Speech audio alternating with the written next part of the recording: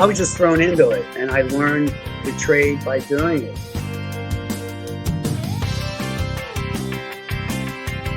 To tap into people's talent changes the world. Art changes the world. That's the bottom line. The answer a lot of times is less is more, and in fact, getting the audience's brains to engage so you create mystery and darkness.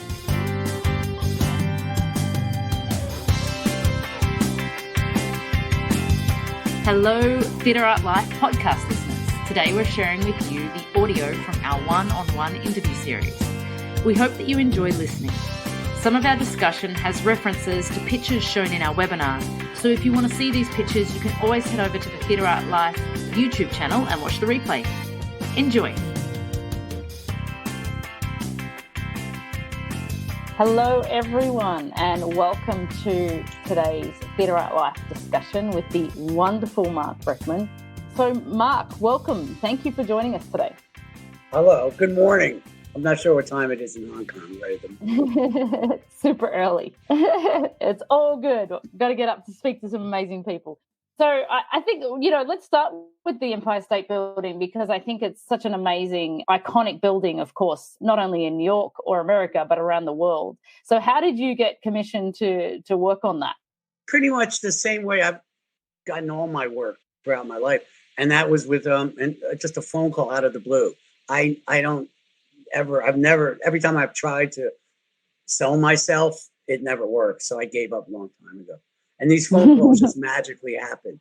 So it was a magical phone call back in 2012. And it was from Ron Delsner, the promoter in New York, who does all the rock shows in New York. And he just said to me that the owner of the Empire State Building had called him, and they wanted to know who was the guy to get to operate it. Philips had been working on, which is now Signify, had been working on the building for the last 4 years trying to put an installation in. They got to the finish line, which is actually operation, and they felt like they needed something else. They needed like a race car driver is what the owner called me. He just called me one day, and then I really didn't think I was going to get the job because I was in line with 60 of the top designers in New York or in America, maybe even the world. I never saw the whole list, but I knew there were 60 people in the competition. Wow. And everyone was a heavyweight. And my producer, Alicia Keys, I remember saying to her, I'm not going up against like Jules Fisher. And I mean, the companies were really pretty staggering. And so they did it. They did the bid. It was Dietrich and Alicia and a few other members of my team. And then somehow we got into the top 5. And I had no idea how we got there. And then we won. We won the competition. It was pretty amazing. And I used to go to New York with my parents when I was a kid. And so driving in on the turnpike, it was always such an amazing sight to see the building. Yeah. For me, it held special, like a really special meaning.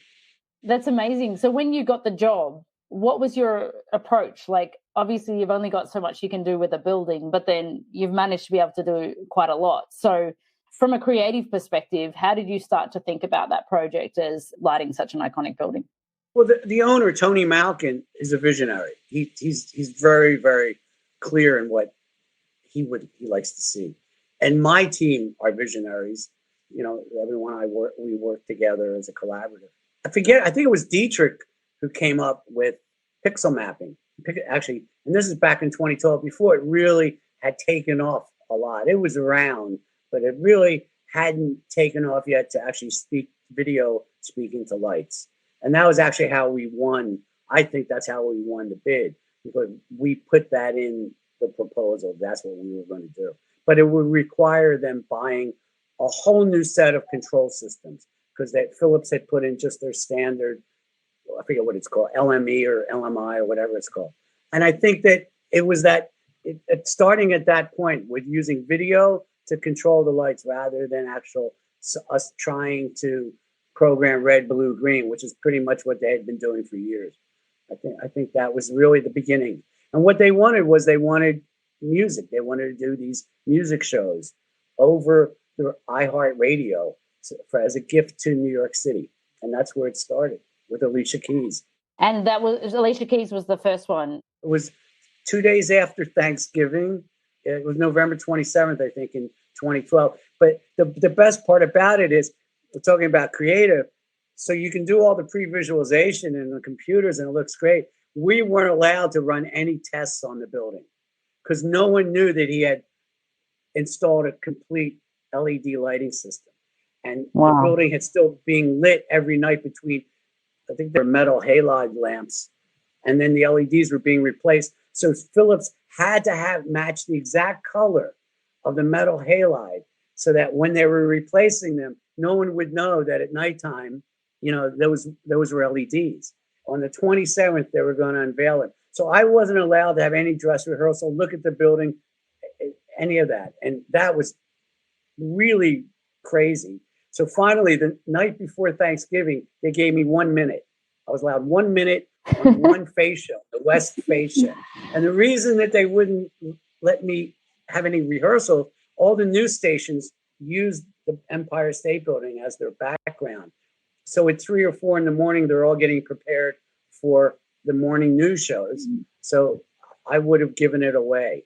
There are no cameras pointing that way, no news stations on the West. And that's 10 seconds for like 6 cues, and 10 seconds each, right? And we're getting ready to start, and suddenly I hear this marching band right below me, and it was a Macy's Day Thanksgiving parade. There was a staging area right below the building that I was standing on. It was pretty crazy. That's amazing. Just for the people that may not sort of experience that, I know that might be common in America. So it's advertised that people tune into the radio at iHeartRadio, and then the music is synced up to what the Empire State Building is playing in terms of lighting, correct? Correct. And since then, we've developed our own app, because the first time I went into a meeting, and it was 2012, and I said, so you're sending me a fiber optic line so we can sync, somehow we're getting signal and it'll be time coding. And they went, no. And I went, and this is iHeartRadio. And I said, well, what do you mean? And they reached down and they put up a big boom box on the table, and they said, you'll look just like everybody else. So since 2012, we've at Tactical Maneuver have developed an app so that you can listen to it latency free on your devices. So we've improved the FM signal. That's amazing. So tell us a little bit about TACMAN, Tactical Maneuver. I like your short name for it, and your group of people that you've brought together in this company. I guess as you get older, you start really, you don't really want to tour that much anymore. So somewhere around, it was probably around 2006 or 2007, I started moving into a more stable life. I had a daughter in 2009, which made it even more stable, staying at home. So, Alicia Griego and Dietrich both have been working with me probably around 11 years now, 12 years. They started around 2007. I think Dietrich started in 2007. Prior to that, I've always had some, like one person around or 2 people around. But this time I decided to make a business out of it, and so that when I got really old, that they would all take care of me. Anyway, so we just started doing it, and the Empire State Building came up. So that was a really stable anchor in terms of building a business. And so as we went on, there were more projects, and we would expand and contract. Right now, we've been stable at around 5, and I call them collaborators. They're not employees. We really do work as an artist collective. And you have to be a bit odd to hang out. Because first of all, we've never had an office. We've always worked remotely. So we would meet in different places. So when the pandemic began, we felt right at home. So we do more than lighting. Like we just did on Halloween, we just, Ian Shalansky, our programmer and just, 20-something brainiac programmer, we created an app, and we used Simon, the old memory game. And we did that on the Empire State Building in October. And we're going to continue doing it. We're partners with Hasbro and the building. So that's really exciting. So we keep trying to expand our reach and way to use, to get back to the original question, that simple installation. We keep trying to find new ways to get more creative out of it as the world becomes more technologically, I guess, compliant, or, it just becomes, in depth. People are able to really access their own experiences rather than the ones we used to organize. So we try to answer, Tactical Maneuver tries to really create and answer, what's going on in the moment in 2020. Yeah. Wow. And so if we reverse a little bit, I recall that you started very early in the lighting field by default. What was it, 16? Yeah, I was younger than that. I actually started I was doing light shows probably at around 14 or 15. So yeah, it was 14 or 15. So tell us, how did you end up with your first gig in lighting? Because then your trajectory of your career really began from that point, right? It was a phone call. It started that way. So I had this light show, and every weekend we do these, they were like, parties basically. And I do light shows. And back then it was 1967. So it was a bit psychedelic. And so it was probably in 71 that my phone rang one day. I was still living with my parents. My mother answered it. And it was a Philadelphia, the #1 radio station in Philadelphia. And it was a programmer who hiring me to come down and do theatrical lighting, which I had never done. It was a Johnny Mathis show. That they had these radio shows every month. So I started doing Johnny Mathis, Count Basie, Duke Ellington. Obviously, I went and I rented a file spot and a couple lights, and I was doing theatrical lighting. I stopped doing psychedelic lighting, and then went on to work for that lighting company where I rented the file spot. Something happened 6 months in, and I ended up owning the company with this 63-year-old man who was this just genius. He was a filmmaker, animator. He was also responsible for NFL films, and the Steadicam. Parts of it were invented in my warehouse late at night when I was like 19 years old. And then I got into the theatrical union in Philadelphia because the company I now own supplied all the theaters in Philadelphia, supplied all the colleges in the tri-state area. So I was just thrown into it, and I learned the trade by doing it. I was in, unloading trucks, driving trucks. And then one of my gigs was with Bruce Springsteen, and I was a fan. So I was about 20 years old, 19, 20, and I knew all the music, so all the cues were perfect. I got hired that night to start doing Bruce Springsteen shows in the Philadelphia, Jersey area, in New York. And from there, it just grew. I've never, like I said earlier, it's just phone calls would happen. So I've been very lucky. I really have been lucky. I wouldn't advise this to a lot of people. You got, it's not exactly the way to live a life, but I've been lucky. Yeah. But you've always been sort of continually employed in this industry since then, right? Well, as long as I want to be. There was times I wasn't employed because of my own destruction. Yeah, like we all go through those periods. But if I wanted to be employed, yes, I would have been. I have been gainfully employed for somewhere. It's probably close to 50 years now, which I don't even want to say that number. That's just too scary. It makes me really uncomfortable. I still feel like I'm 25. Well, I mean, but 50 years in that career, is there any standout projects for you that you felt like were the key ones where you got to be the most creative? Is there particular ones that spark your memory in that way?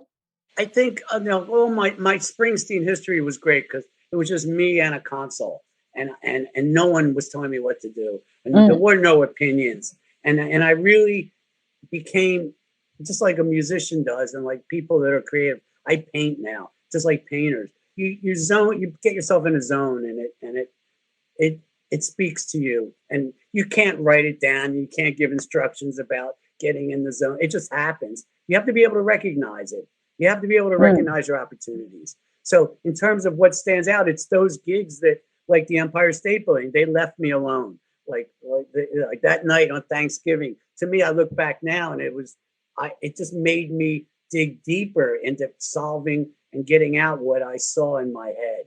And, even though they gave me a minute, I could do it in a minute. And I think all along the way, it's all about collaboration and about people, you feeling that what you're seeing and what you're communicating to not only your client, but to the audience. And the audience is really important, that's, you're really comfortable in it. You're not nervous. You're not questioning yourself. You're always going to question yourself a little bit, but just that idea that you're confident and you feel that around you, that the people around you you're collaborating with also believe in you. And then you form a unit. It becomes like, I've had many families over the years. I think those are my best experiences. The actual shows are great, but that's only usually an hour, 2 hours out of your day. And you do all this work just for the hour or 2 hours. And then the rest of the time you're waiting around. I'm going to ask you about the Olympics, because you've not only just done theatrical stuff and concerts, you also worked on the Olympics. Was this another phone call? Were you called up for this one? It was a gentleman by the name of Pepo Sol. And Pepo Sol, he's no longer with us. He was an amazing Spaniard from Barcelona. And he called me up one day and said, I am the executive producer of the big voice, just that incredible tone. And he said to me, I have a list here. He told me who he was producing the opening closing ceremonies in Barcelona in 92. And he says, I have a list. He starts naming off like Bob Dickinson. And he says, next to their name, it says safe. He says, then I come to your name, Marc Brickman. And he says, I see risk. And he says, would you come to Barcelona? And I went, oh, absolutely. So I went and didn't come home for 14 months. It really was amazing. That was amazing.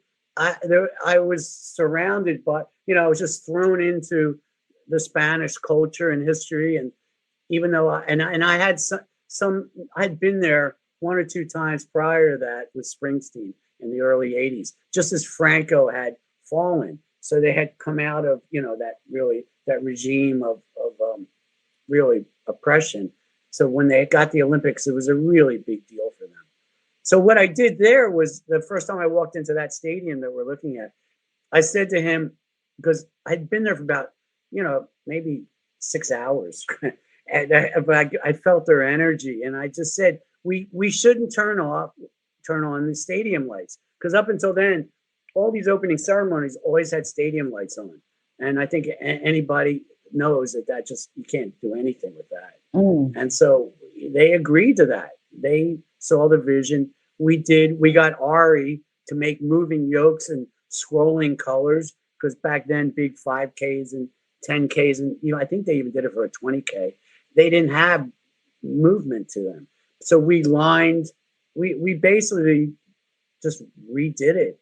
I mean, and that really set the stage for all the spectacles that we now see at these events. Because up until then, really, it was always just, they'd have these opening ceremonies and they would be very, stadium lights. It would be like a marching band. So yeah. It was really amazing time, Barcelona. And the people and the food, everything, the wine, it was great. They know how to enjoy themselves. Really, really full life. I think the best way, just again, I think this can, really quick story, but I think it can really encapsulate what I was saying earlier, was that the night before we opened, there's 114 cameras in the stadium. I walk in the stadium, they had gotten me an apartment right on the beach outside Barcelona. And back then we didn't really have cell phones. You were given a call time. I didn't really look at my call sheet. I just thought, I'd just show up. I get there, nobody's there. There's nobody in the stadium except for my Spanish counterpart, Tomas Label. And he's there and he's hunched over the desk doing some paperwork. I went, where is everybody?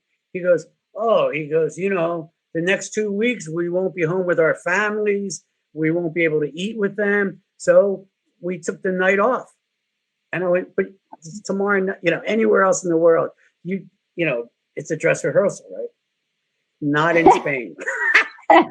and it was absolutely brilliant. And I said, you mean we're going live? And he went, see, yes, we are. I'm leaving now. I'm going to see my family. And he got up and he left. And I tell you, the next night was amazing. It was amazing because, and NBC, all the technicians from America, they were really freaked out because Some of them were really happy and understood the spirit, but a lot of people weren't happy at all. It's all about the energy, and they were confident. That's what it's all about. And I think it's fascinating you say that, because really when you go into those parts of the world, you've got to immerse yourself into that culture and go with that flow, right? You can't necessarily bring the ways that you do things in your own country to that place. You've got to go, okay, well, this is the way it is here, and work with that. Well, it's like jet lag. When you fly, I always land, and if I've come from LA to London, and it's the morning or the afternoon or something, I'd stay awake until my normal bedtime. Otherwise, you'll never be okay for your trip. Your whole trip, you'll be awake. Like going to Australia is the hardest. Yes. I want to ask you about this picture, because I love this picture. Can you tell me what this project was and explain this? It was Roger Waters' tour, and it was in I think it was 2008, 2007. And so now look, obviously it's Pink Floyd, and I hadn't seen Roger since they broke up. So they broke up in 87, 86. The last time I saw Roger was had been 82. So, and then, I went with Gilmore, and Roger was over there with, his crew and toured. And then somewhere in 2007, 2008, Gilmore was out on the road. It must have been 2006. And Gilmore was out. And we both camps ended up at Bray Studios outside of London rehearsing for their tours. And I was walking along the footpath, and I saw Roger. I hadn't seen him in 25 years. And he, we both hugged each other. It was like a really big deal. And he brought me into his rehearsal studio, showed me what he was doing. Within 3 weeks, I was back working with him again, which was really, it was fantastic. It really was.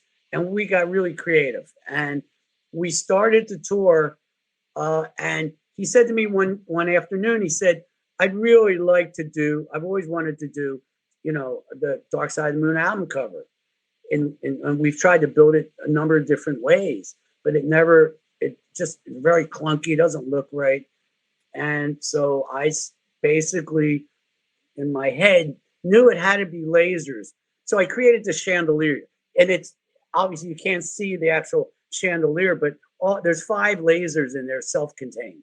Chris Nyfield, George Stodworth from, I can't remember the name of his company out of Pittsburgh, but those were my collaborators back then on putting this together. And Eric Pierce from Show Rig Building, who's a genius. We love Eric Pierce.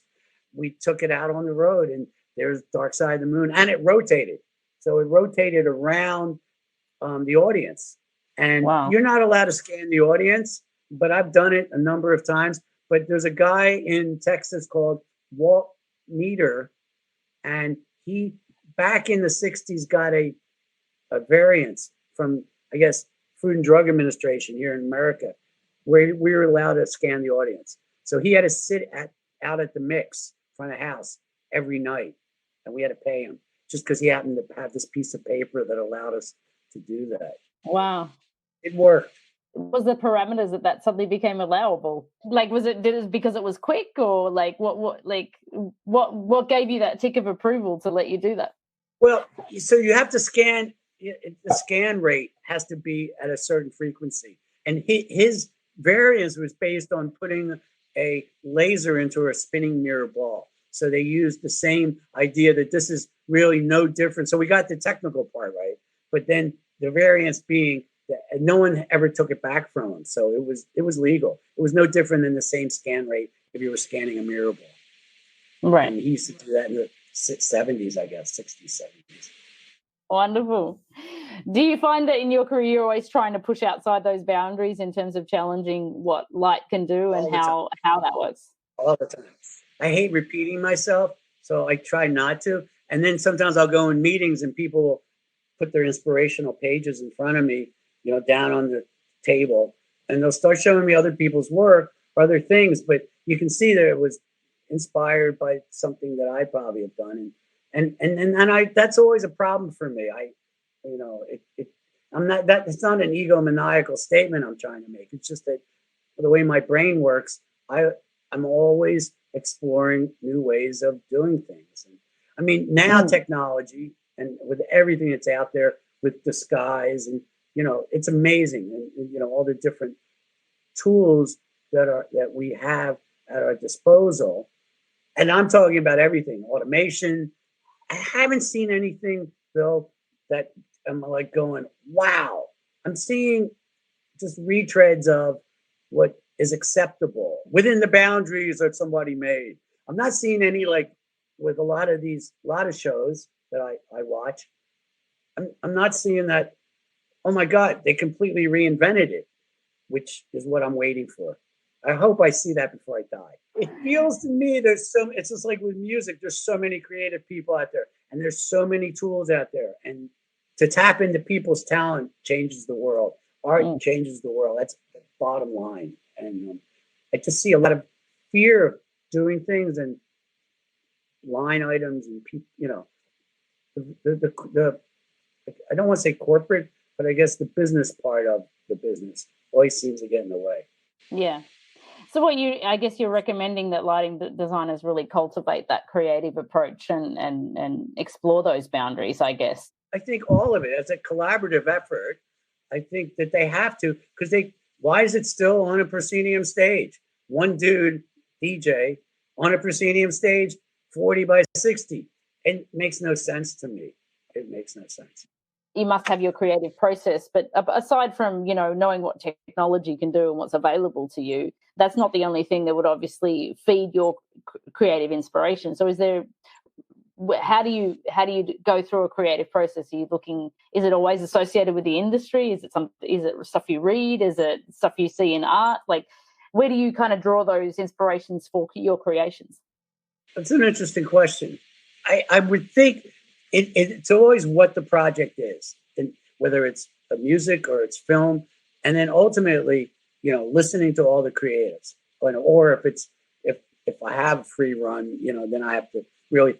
But it's always about the audience ultimately. But the audience is the client. It could be the directors, the actors in a film, and everyone else, set designers, everyone else. In a music project, obviously, these days it's really different because I think the old classic guys that I'm all friends with, they still have control over their shows. I think the newer acts now are really prepackaged and already done and just handed to these people, except for maybe a Beyonce. But her focus is even more about bigger and better and stuff, and I'm always like, that's not necessarily the answer. I mean, the answer isn't always. The answer a lot of times is less is more. And in fact, getting the audience's brains to engage so that you create mystery and darkness. And because your brain's going to find the mystery to be intriguing because it's not all overexposed like our daily life. Our daily life now is no longer exciting because when these technologies first came to us, the way we got information, it was a novelty. It's now our daily life. So Guess what? Mystery. So it's the great circle, right? It's come back again. So the darkness and the mystery is really what I would strive for. That's my biggest inspiration. It's creating the unknown. It's funny because the project I'm working on at the moment, we were like, let's go back to the old park ends. And then the AV company's like, we don't have anything but LED anymore. Like, come on, surely at the back of your warehouse, you've got some park ends. And they're like, no. But that then becomes the novelty using that older equipment, and we were looking for that look and feel. And I agree with you. I think so. If everybody's going in that direction, creativity means taking that sharp left turn or right turn and going in another direction to change the audience's expectations. Go back to candles then if they can't find the bar cans. I don't know what we're going to do. You should get Chip Monk. He's in Australia. You should get him to do one of these webinars. I mean, he's the god of all gods of our business, at least the rock and roll touring business.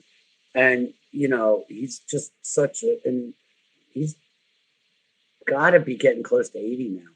Wow. Just amazing human being. I wanted to ask you about your work with Eminem. So what did you do with Eminem and what was that project? I never got to meet him. It was wild. No. But he doesn't even know that I got but anyway, it was another one of those Empire State Building gigs, and I for years wanted to do something. And they would do these shows And then they started doing these kind of, I don't know, record release things. And so they put Taylor Swift at the iHeart roof downtown New York.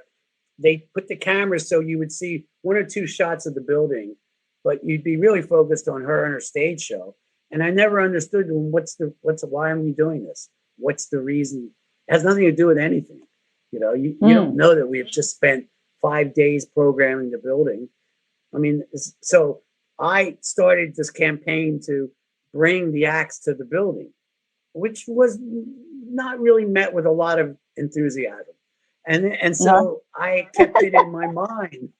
And finally I got to the place where I wanted, they had taken me up to the 103, the floor 103, where it's like it's outside of the building, and there's a little walkway, and it's probably, you know, maybe 24 inches, 30 inches, you know, wall to wall, tiny little walkway around the top at a 1,200 feet in the air. Well, 1,100 and something. I wanted to put somebody up there, but you know, that was my main goal. But I would say I'd be satisfied with just taking over the observatory where they had these stairs coming down and getting Taylor Swift to do a video with her on top of the observatory. You know, let her do a record launch there and put the band inside. And I saw a whole other way of staging it, right? No enthusiasm. Because it would have been, and get helicopters to shoot it. You know, they'd be like, where are you going to put the cameras? We'll use helicopters. You know, why not? I mean, it's money, big deal. You guys spend money on, anyway. So I'm friends with the executive producer, Jimmy Kimmel Show, a talk show over here in America. And he does these, and they do the Empire State Building every year. So we started talking. I told him the idea of putting somebody on the top, and we tried doing it 2 years in a row. And then the third year up, we still talking about it. And I guess we were trying for Lady Gaga, but she was busy with her Star is Born, so she passed. And then they handed me a list. And the list was Cardi B and, I don't know, you know, the popular singers at the time, Jay-Z and Beyonce, but I couldn't see them doing that, you know, because it just, and then there was the name Eminem. And I went, and he just released his album. And I thought to myself, he really will know what to do up there, because that's the ultimate, and I won't use the word, but, you know, middle finger kind of to the world. I mean, he's perfect. He's the guy. So we told them that that's who we wanted, and they were up for it. And the rest is kind of history. But what it did was it allowed us to use the building in a way that nobody's ever done before. We put them outside in the 90th floor, which is, I guess there's a shot of that. I know there's a video, but you can find it online. But you see them just out there with the helicopter circling. It was just fantastic. We did get them up on 103 to end the piece, and it worked really well. But I never met them.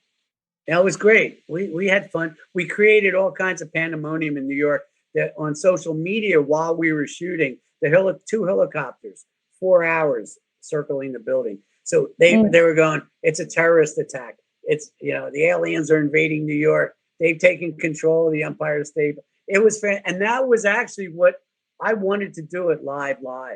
And the TV people can't do that. They don't have the capacity to go live. So they waited a week. So by the time they got, everyone knew what was going on. But if he had played live, it would have gone viral. It would have gotten into probably 100 million hits. When you can do that element of surprise, it's always a great moment, right? Exactly. Have you ever worked with any drone stuff? Yes, I have. We had permission last year for 300 drones to fly in New York City for the opening of the Kosciuszko Bridge. It was for the city and for Governor Cuomo. And I don't think we gave you that previs, but we actually have a previs of the drones flying in, and then they get over the bridge and they're doing their dance, and then they go, "I love New York," you know, that famous logo. They spell it out. And so we had permission for the whole month of September, because we were also, there was a Billy Joel component involved. I don't know, something happened and the governor needed to change it to the end of August. And we couldn't, we only had 2 weeks to go. We couldn't go back to the FAA and the authorities. So we didn't, but we had programmed it, and it was going to be fun. And these drones were, I forget the name of the company, Nils from Whole Hog, the guy that invented the Whole Hog boards, Nils. He now has a drone company. He also was, he had that LED company back in the 2000s out of Texas. It was called, sorry, I can't remember, but those white Versitudes. He also, I mean, Nils is incredibly genius boy, and so now he's got a drone company. So that's amazing. We spent a lot of time working on that. It didn't happen. Oh, Verge Aero. Thank you, Alicia. Verge Aero is what they're called. Amazing.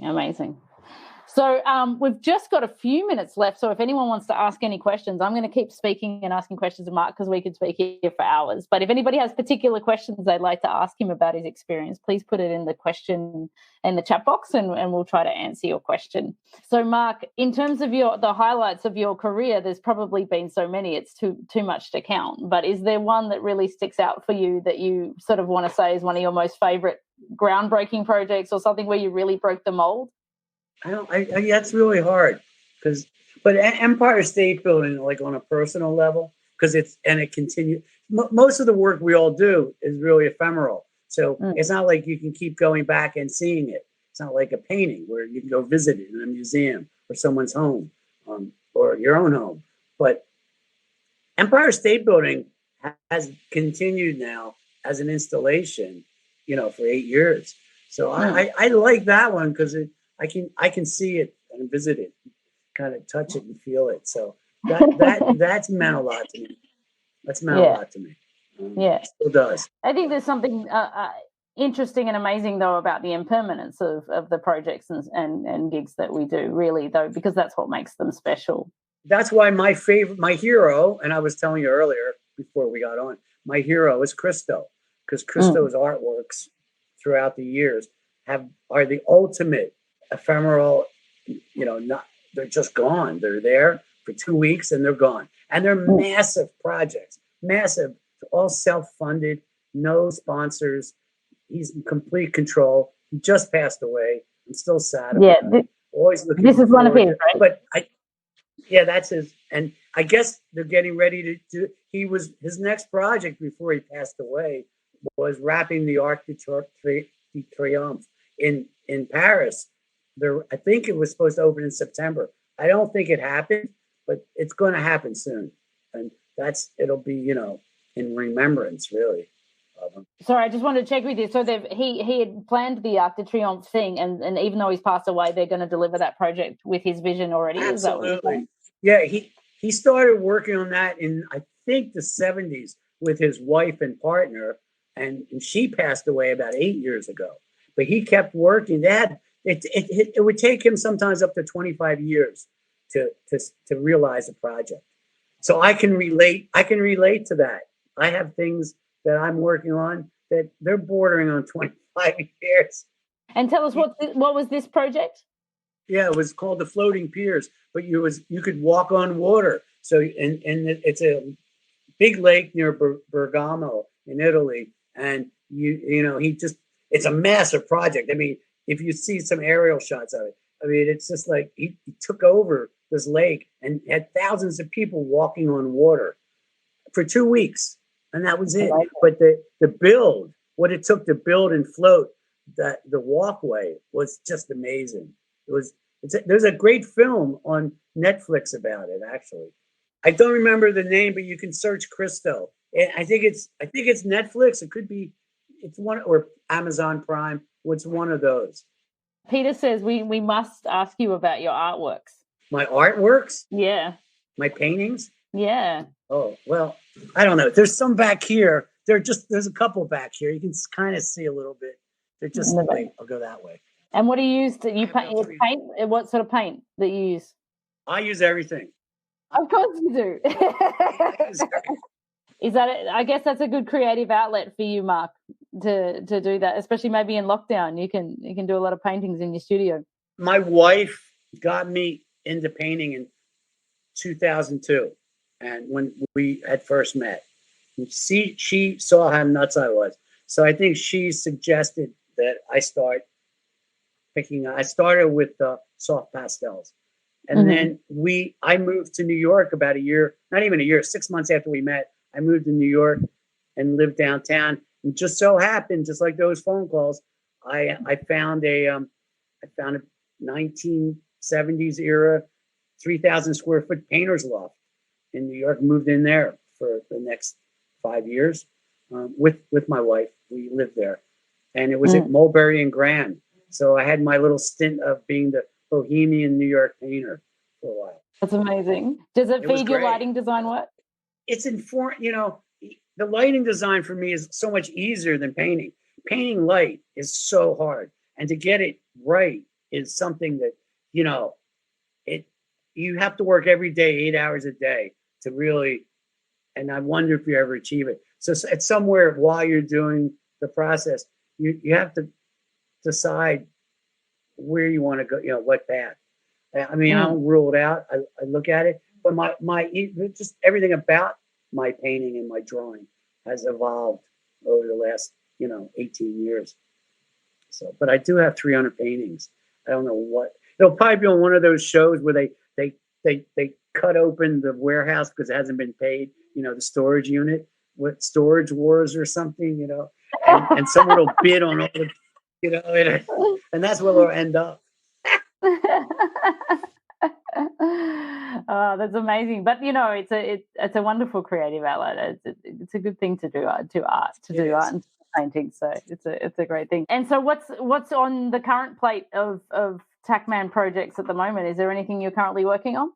Well, I got one of those nail biters right now that's been going on for 6 months. Knock on wood, we've been really, really lucky. We feel horrible for what's happened to the industry.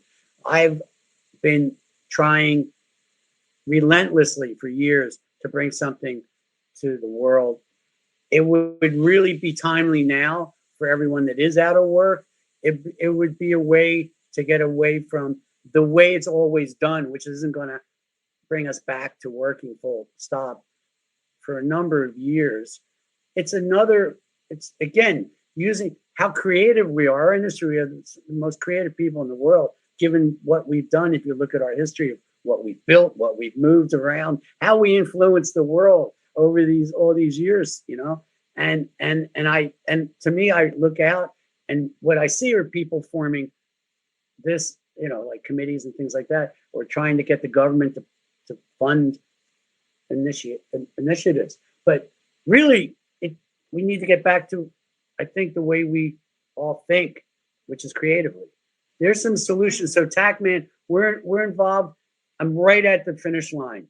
It's tomorrow morning. It's either going to go away or I'm going to be successful and be able to bring something to the world, which then I can share with everybody, and it'll employ people, and it'll employ them locally, and it'll be, it's not going to be the 120 trucks that rolling down the road with, the 100,000 people but it'll be live entertainment in a safe environment, number one, not only for the workers, but for the audience, but done in a way where if you scale it properly with all the technology, you won't come out of it as a billionaire, but everyone can make a living, including the entertainers. And I think that that's the most important thing we do right now. We look at our circumstances in the moment rather than wanting to go back to, I call it the before times. I don't know when that's going to come back. So that's one of the things we really are working on right now. We have some other initiatives at the Empire State Building, some new things with live entertainment, which actually speaks to what I was just referring to. And I don't know. People ask me that all the time, and then I'll say a couple of things, and I'll go, I don't know. If Alicia was on the call, she could help out a lot better because she's my incredible producer who just keeps it together all day long. Knows where we're going. So watch this space for TACMAN because there may be stuff coming down the line if it happens. Yeah. Yeah, let's do one of those big mind meld kind of energy things, right? Yeah, and it's wonderful, like you said, I think during this time, using that creativity to work through this time is one of the most important things. Marc, I want to thank you so much for spending an hour with me and us at Theatre Art Life talking about your working career. your knowledge and everything has been absolutely amazing for sharing. I wish you the best for your future projects, and thank you. All right, be safe. Will do. We'll keep in touch. Bye.